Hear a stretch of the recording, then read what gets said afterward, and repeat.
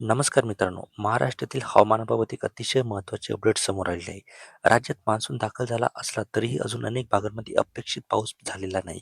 काही जिल्ह्यांमध्ये मुसळधार पावसामुळे परिस्थिती गंभीर बनत आहे, तर काही ठिकाणी नागरिक अजूनही उकाडा आणि दमट वातावरणामुळे ते त्रस्त आहे.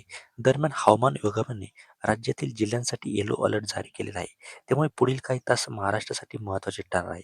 या व्हिडिओमध्ये आपण पाहणार आहोत की कोणत्या जिल्ह्यांमध्ये पावसाचा इशारा आहे, मान्सूनची सध्याची स्थिती काय आहे आणि पुढील काही दिवसांमध्ये हवामान कसे राहण्याची शक्यता आहे.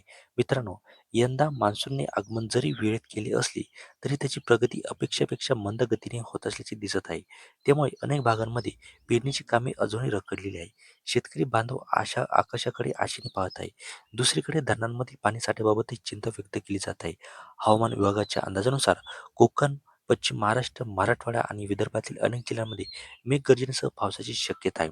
काही ठिकाणी विजांच्या कडकडासह जोरदार वारे वाहू शकतात. त्यामुळे नागरिकांनी सतर्क राहण्याचे आवाहन इथे करण्यात आलेले आहे. कोकण विभागातील काही भागांमध्ये ढगाळ वातावरणासह मध्यम ते जोरदार पाऊस पडण्याची शक्यता आहे. पश्चिम महाराष्ट्रातील काही जिल्ह्यांमध्ये दुपारनंतर वातावरण बदल होऊन पावसाच्या सरी कोसळू शकतात. मराठवाडा आणि विदर्भात देखील मेघगर्जनेसह पावसाचा अंदाज व्यक्त केला जात आहे. मुंबई, ठाणे आणि परिसरातील दिवसभर दमट वातावरण राहण्याची शक्यता असून संध्याकाळी काही भागांमध्ये हलक्या स्वरूपाचा पाऊस पडू शकतो.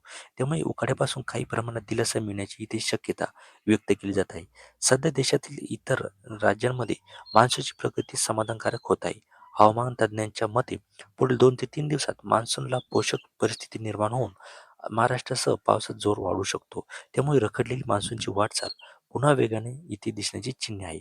मात्र पावसासोबतच इथे विजांचा धोका देखील वाढणार आहे. त्यामुळे शेतात काम करताना, प्रवास करताना किंवा मोकळ्या जागेत थांबताना काळजी घेणे आवश्यक आहे. विजांच्या कडकडाच्या वेळी झाडाखाली किंवा उघड्या जागेत इथे थांबणे टाळावे. तुमच्या भागात सध्या हवामान कसे आहे? पाऊस सुरू झालेला आहे का? की अजूनही उकाडा जाणवत आहे? तुमचा अनुभव तुम्ही कमेंटमध्ये नक्की सांगा आणि अशाच हवामान अपडेटसाठी चॅनलला सबस्क्राईब, व्हिडिओला लाईक आणि ही माहिती तुमच्या मित्रांना आणि शेतकरी मित्रांपर्यंत नक्की शेअर करा. भेटूया एका पुढच्या नव्या व्हिडिओमध्ये. तोपर्यंत धन्यवाद.